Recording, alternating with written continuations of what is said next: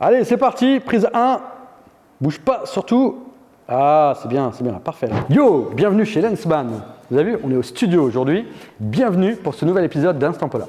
Aujourd'hui, je vous raconte la fin de Polaroid, ou du moins le renouveau de Polaroid. Début des années 2000, Polaroid arrête la commercialisation des appareils photo et réduit la production de pellicules. C'est bien, il y a mamie qui est...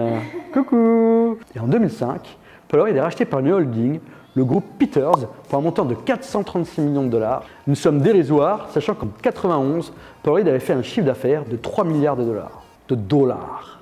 La moula américaine.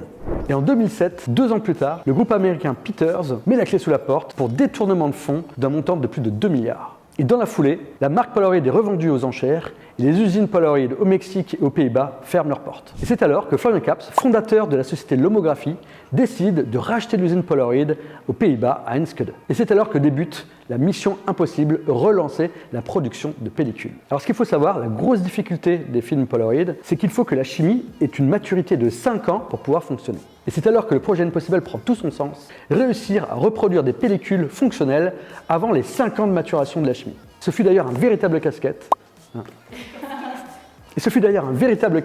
Impossible s'associa même avec Ilford pour trouver une solution. C'est alors qu'en 2010, Impossible Project commercialise sa première pellicule, la PX couleur et noir et blanc, qui contient 8 poses.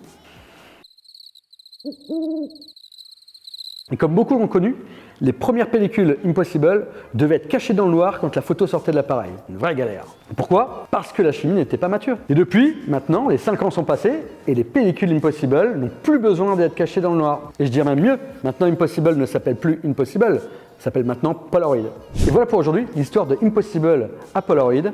La prochaine fois, je vous parlerai de Paul Giambarba, le graphic designer des boîtes Polaroid. C'est fini! Oh tiens là, tu pouvais pas tousser à ce moment-là. C'est fini. Pardon. T'as fait exprès.